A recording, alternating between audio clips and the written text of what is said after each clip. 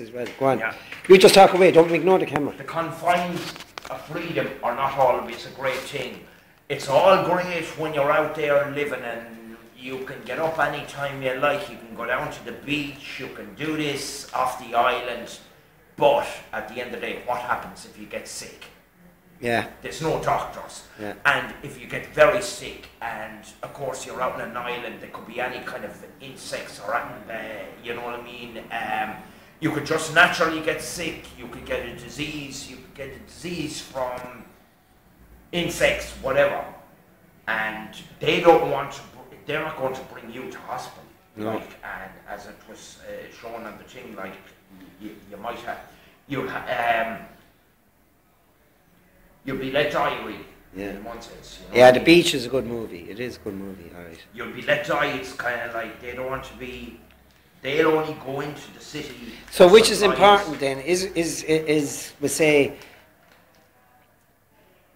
living within civilization, or is it better to live, would say, outside civilization?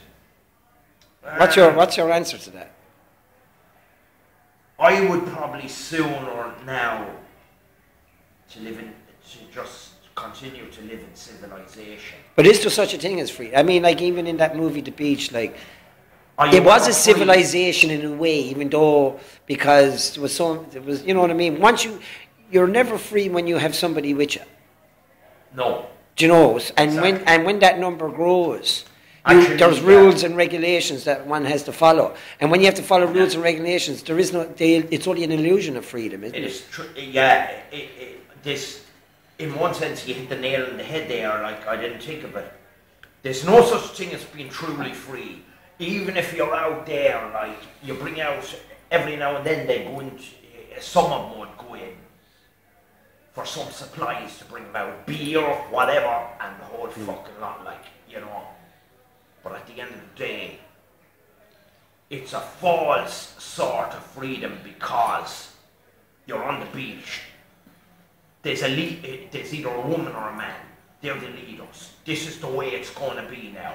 You're not allowed to leave the beach till we say you can and all that. It's worse than, it's actually worse than civilization. You're freer in a way in civilization. Yeah.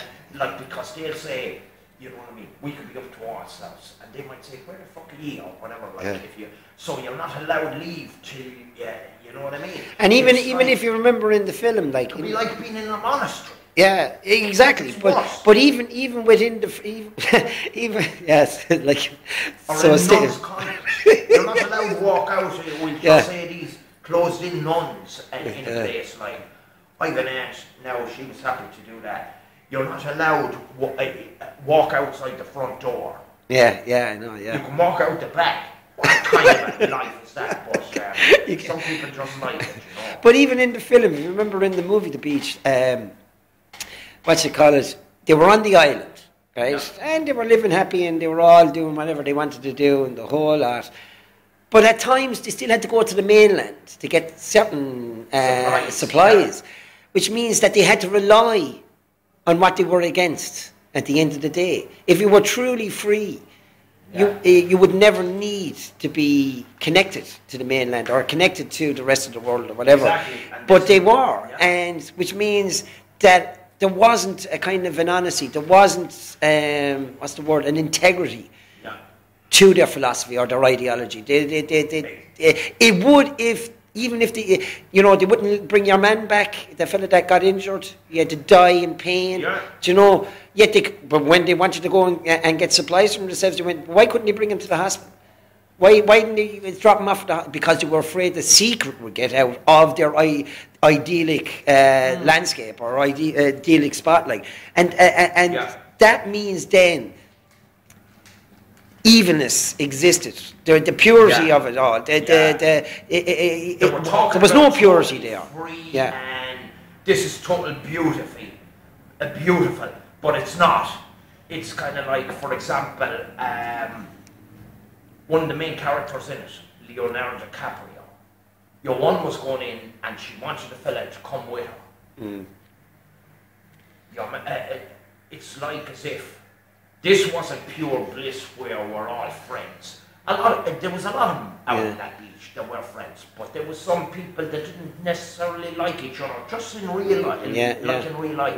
Your man caught Leonardo by the balls, he says, "You fuck my woman, I'll break your fucking head," or whatever, this kind of way. Yeah. So therefore there wasn't even trust really between the whole lot of them. No, and actually she used him for, I can't remember what the reason. They had sex, and just because she had something on him or something. I can't remember what it was now, it's been ages since I saw the movie. But from what I remember, he to stay on the island or something, to obey or to follow, he had to sacrifice his body to her, in the sense, like, you know, he had to make out with her. And the thing about it is, brings on the idea of then there was a hierarchy, which means you have somebody that's in power. Exactly. Power corrupts, and exactly. And I know what it's kind of like Jimmy. The one thing that struck me about the film, and that's why I probably started writing down a kind of several verses of a little poem about it. Can you just quote that poem again? Well, go on.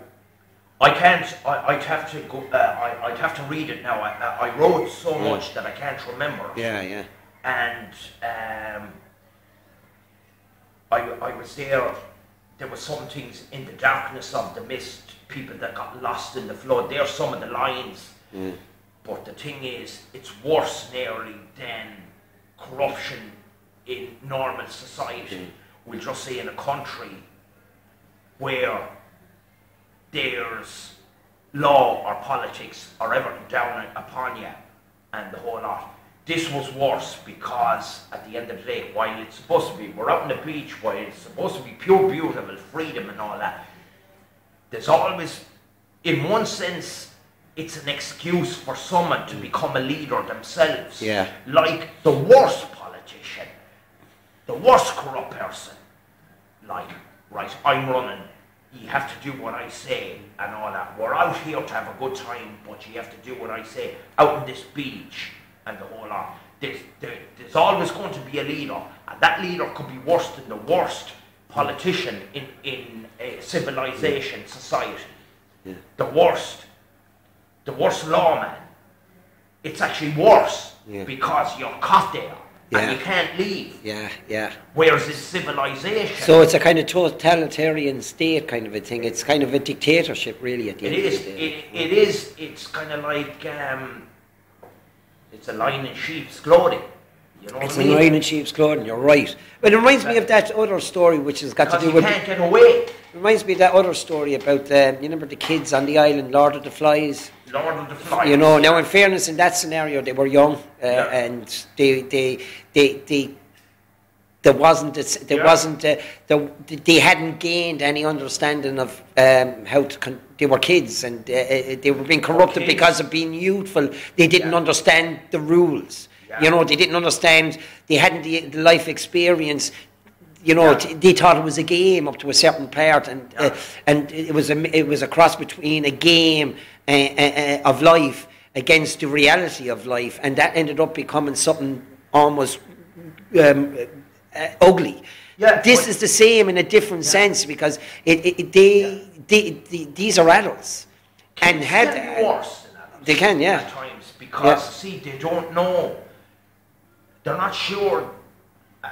Sometimes the difference between right and wrong. Exactly. But at the end of the day, a lot of the smart kids know the difference between right and wrong, but yet they do the wrong thing because they're trying to be powerful.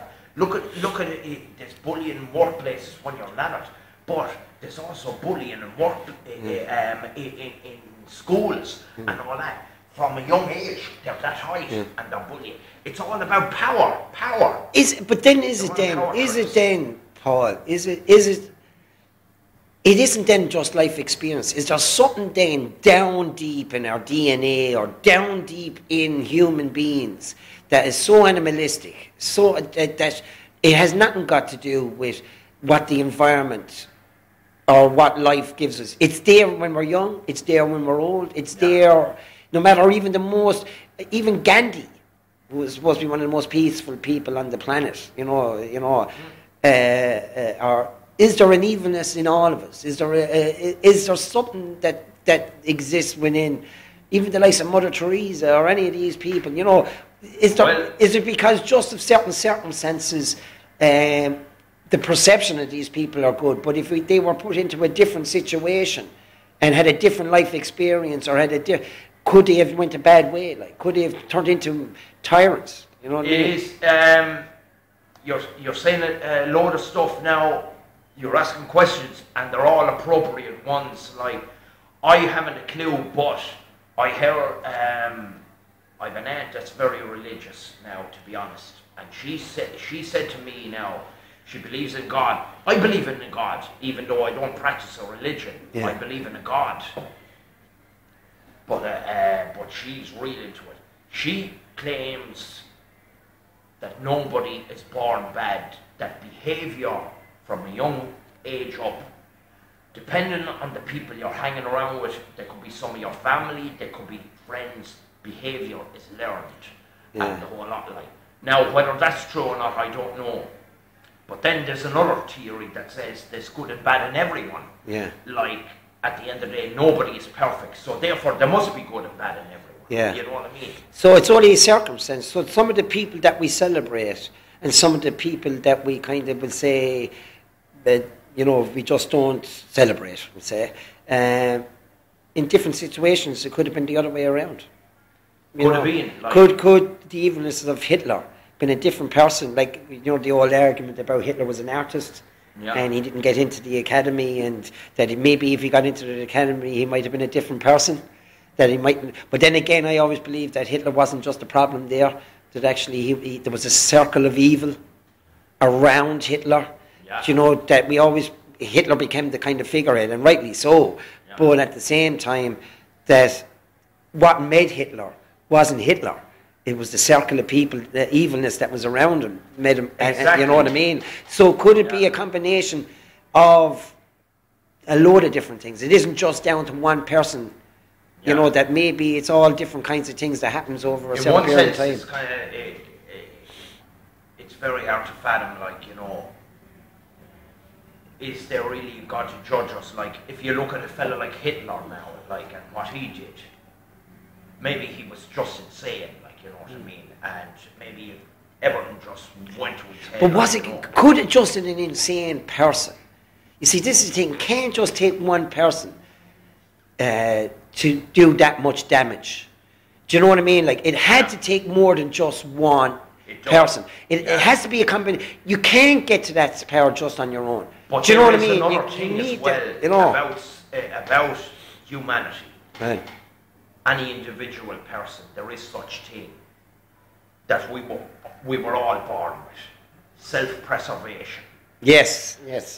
I know where you're going. Yeah. If you go mad, sometimes the majority people, 99%, if not 99.9%, if they go mad, they'll do unto others, but they won't do unto themselves. Yes, yeah. See, so there has to be a self-preservation mechanism. Is that the key to it all, self-preservation maybe? That actually, what might put us down a good path or a dark path. Could be it. That could be the essence of it all. That could be the thing, and apparently the way it was, that same person that's totally religious said that if there is a God, God created everyone with self-preservation. So if God was saying, love thy neighbour as thyself, love your enemies, that's a contradiction of self-preservation. It is, yes. Because self-preservation comes down to, right lads, I'm very sorry, I'd like to buy you a pint, but I've only the price of one. You're going to look after yourself. That's true, yeah. Lads, I'm down to my last bag. And then you go mad over something, and you don't punch yourself in the face. You might punch someone else. Yes, yeah. Now, we don't do that, but other people do. Yeah. So, self-preservation. But the possibility of us doing it exists. You look at it this way. They stated years ago, which I don't agree with in a way, self-preservation or not. This fella goes out for no reason. It happened out in America, it happened in this country. This fella goes out and stabs people for no reason, because, well, he's insane. He's so pissed off with something that happened in his life and he wants to take it out on anyone.